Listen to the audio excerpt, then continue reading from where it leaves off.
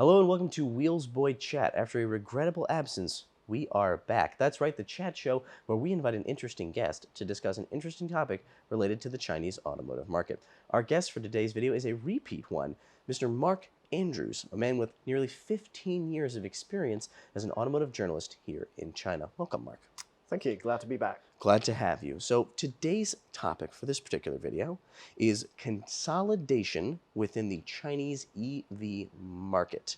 Now, I feel like we should probably start with some historical context. You mean déjà vu? Yes, exactly. So why do you say déjà vu when we talk about consolidation? Well, this is a story that has existed essentially for, I would say, close on 20 years.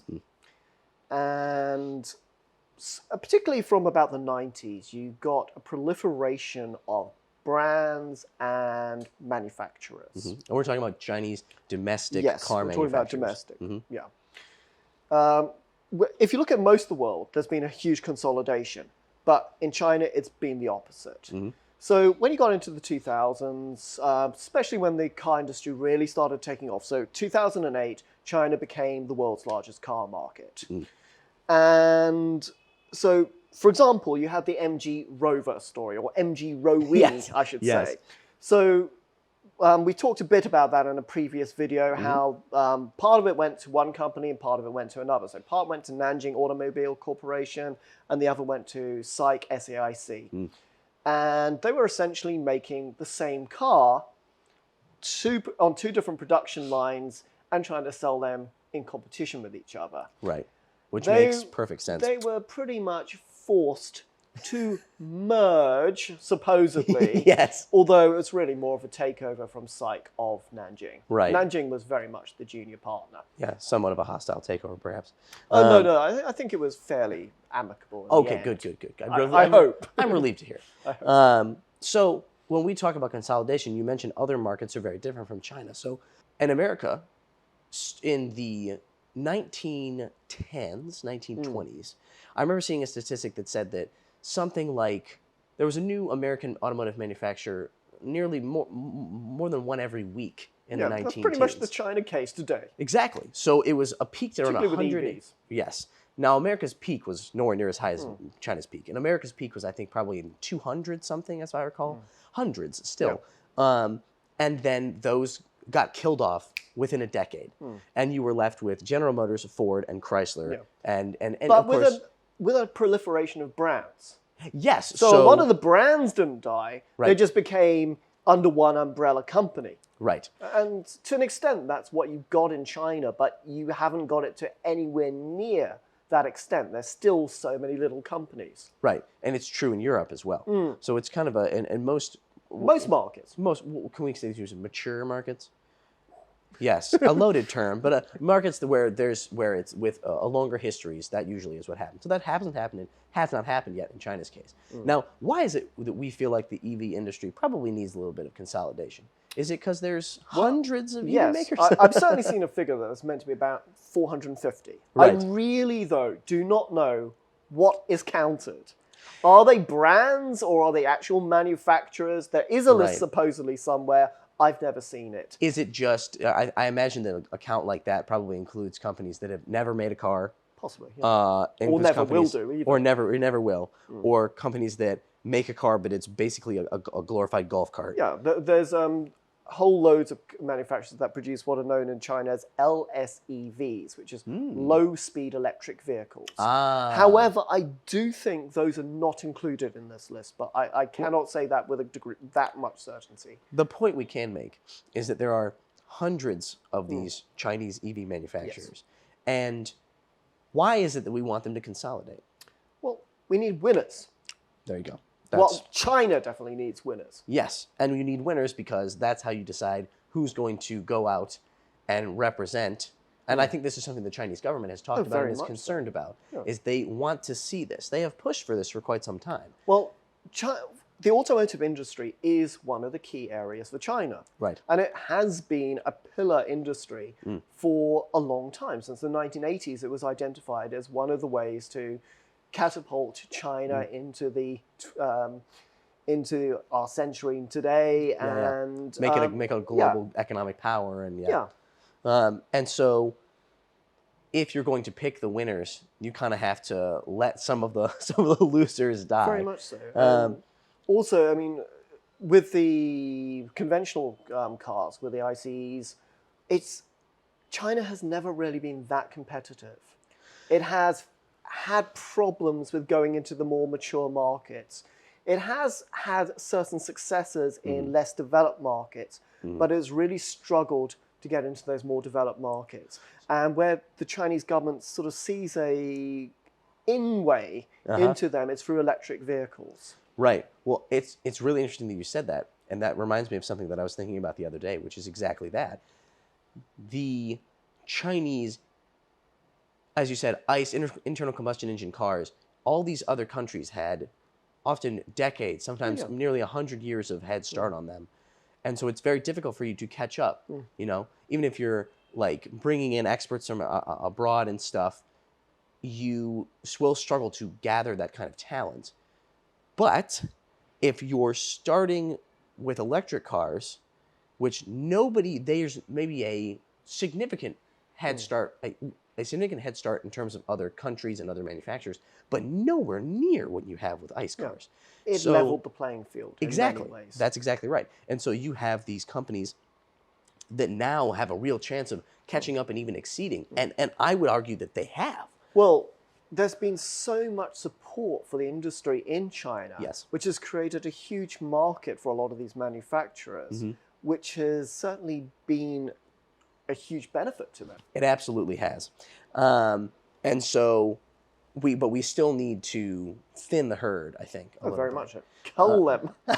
Yes, we need to cull the herd. Now, I've prepared a list of manufacturers, and the question is not, will this manufacturer go on to become the greatest EV manufacturer on Earth?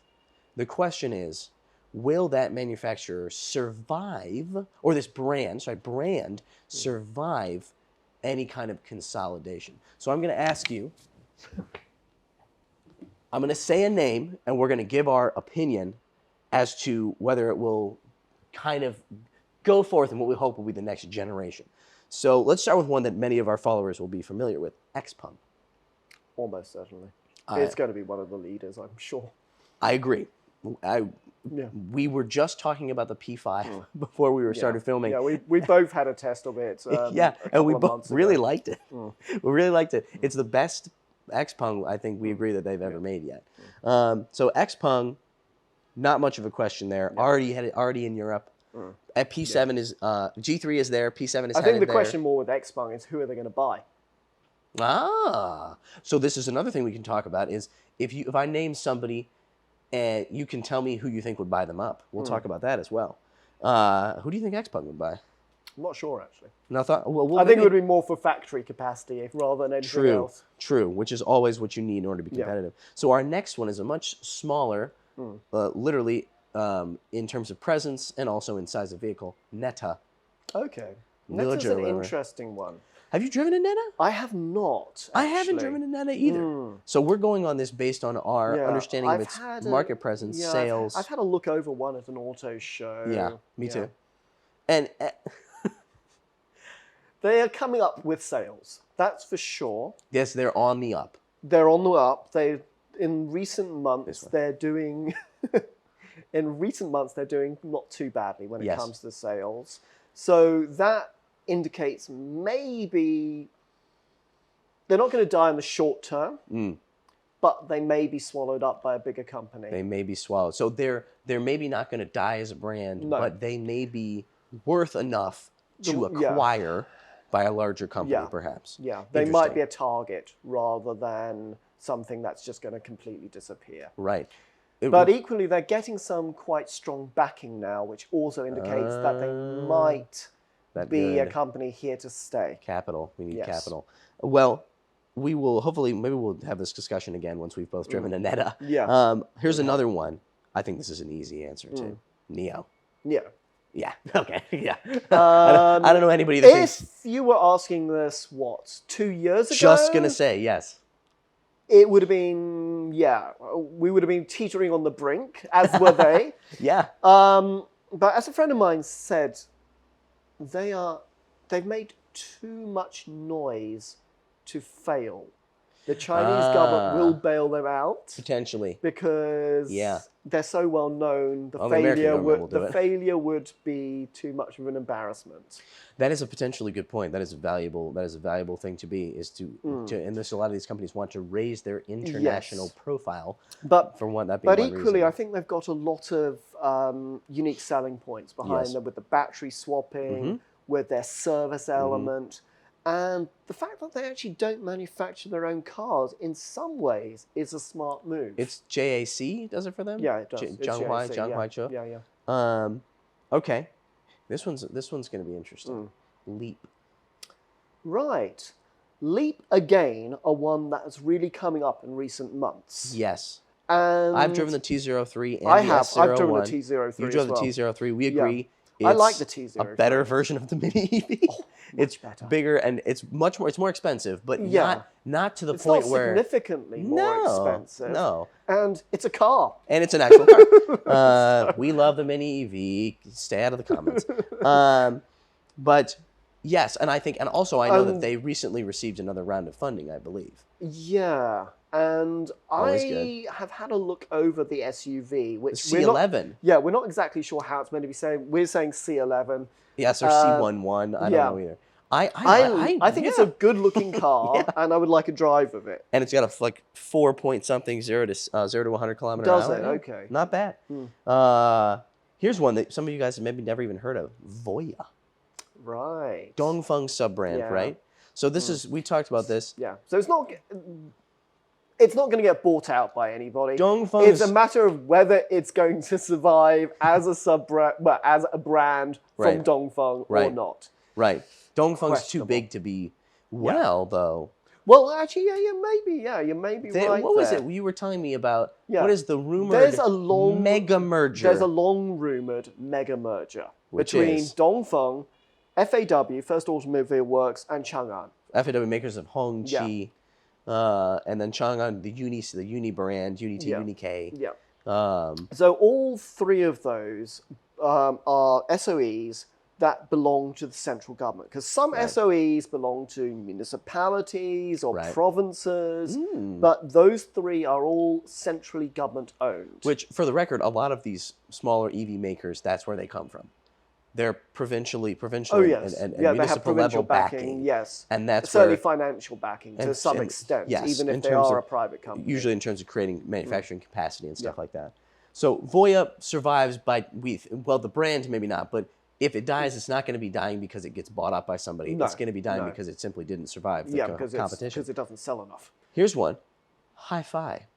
Hi-Fi X, Human Horizons. Yeah. So the brand is actually Hi-Fi. Human Horizons Hi-Fi X. makes it. Human Horizons is just the company, the holding company name. Gotcha. The car is just called the Hi-Fi X. I was not clear about that. Thank you. And they are actually unveiling a new car in the next couple of days. Yeah, this guy got invited. Somehow I didn't. Ever at Hi-Fi, hi. Forget about me? Did you forget about me in my review of your Hi-Fi X? I liked it. But point being, we both like the Hi-Fi X. And it's selling well. And it for an expensive car. They've sold 2,000 since like May car. or something. Minimum 90,000. Yeah. Yeah. So they're doing well. Yeah. I mean, I have hope for them. Yeah. Here's the next brand. Although they may, to be honest, be a target. Of a purchase. A target for another company. True. Because they might have some target. They might have some tech or something people want. Yeah. Or brand cash or something cachet. So but I'm sure they will survive in some form or other. I would agree. The next, I'm curious when they go abroad, but the next two we'll do quickly because I think the answer to both of them is the same. Are sub-brand of SAIC. Yeah. So much like Dongfeng, no one's buying SAIC. SAIC is not going anywhere. Yeah. So the R brand, again, survives based on it's surviving. I don't know how well it'll survive. You said two together. The other one is Geometry, which is the Geely sub-brand, which again, you don't buy Geely stuff. Geely buys your stuff. Yeah. That's why they have Volvo, Lotus, part of Mercedes, Proton. Yeah. That's Geely's MO at this point. So if anything, maybe Geely will buy Hi-Fi. I don't know. Possible, But you heard it first. You heard it here first. So yeah, if it survives the competition, it will survive. Geometry, the same. Actually, both of them have a confusing brand proposition. A little bit. And that is a huge problem. A little bit. But quite honestly, I think for both those companies, it doesn't really matter in some ways whether they survive or not. Well, my question is whether geometry dies and just to get replaced by Zeekr. Though Zeekr is a totally different kind of geometry. Is much more affordable, but that's a different thing. Last two. First one, Ceres. Oh, yeah. So Ceres makes the Ceres, I think it's S5. Something like that. Something like that. SF5. SF5 is that? Yeah. Well, that might be the sure. Selena. I can't remember. The point is, Ceres, much less well known. You've driven one, haven't you? Yes. Right. I haven't. I don't think it's going to make it. Maybe purchase. So they have a range extended hybrid. Right. Much like Li, we'll get to that. So the engine does not drive the wheels. They don't have any that are fully electric? There's not a fully electric version? Not to my knowledge. They are all have a 1.5 liter engine and a electric motor. Okay. I drove one. I don't see the value proposition, to be honest. Maybe I can, if I spent more time with it, if we did a longer review, I could get a better experience with my short test drive of it. I've hardly ever seen one on the road. I'm not sure if I have, in fact. Maybe once. I don't think they sell particularly well. Not yet. And then the last one, Li. Now, you drove the Li one. I did. For our channel. Yeah. And you liked it. I do like it. Yes. I think it's a very nice car. And it sells quite well now. And I can see why it sells. And yet, I don't think they're going to survive. So, why not? Because essentially the reason they're very popular now is essentially it's a plug-in hybrid. Extended range EV. Right. So the motor, the gas motor, technically the engine does not drive the wheels. It only charges the battery. It charges the battery. Yes. Yeah. And so... actually acts as an electric generator, rather. Sorry, it doesn't actually even charge the battery necessarily. It can actually just produce current, which drives the motor directly, rather than charging the battery. Interesting. But this, in some ways, is a very good opportunity right now. And obviously, that's why they're selling a lot. Because there are still issues to do with charging at whatever. Infrastructure, charging infrastructure, particularly on highways, etc., if people want to do long journeys. Really that deters them from buying pure BEVs.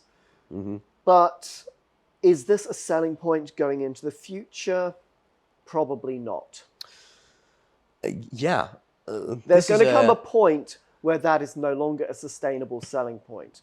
And yes, Li are trying to develop in the area of self-driving.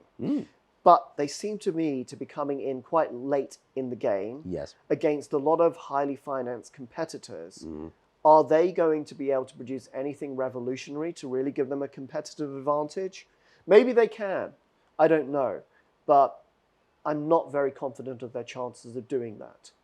Interesting. Well, this is a conversation we should have in another video. I think we have differing views about what the time period is for the phasing out of internal combustion cars, whether it's pure internal combustion engine only or hybrids or whatever. But that's a topic for another video. Yeah. I think that we've discussed enough. That's going to do it for today's video. Thank you, Mark, for joining us. Thank you. Thank you guys for watching. Be sure to check us out, the Wheels Boy main channel on Instagram and Facebook. Links in the description below. And we always appreciate it when you guys leave us comments below, either with your thoughts on what we discussed, additional facts or anything like that, and of course, questions that you would like to hear us discuss in a future episode.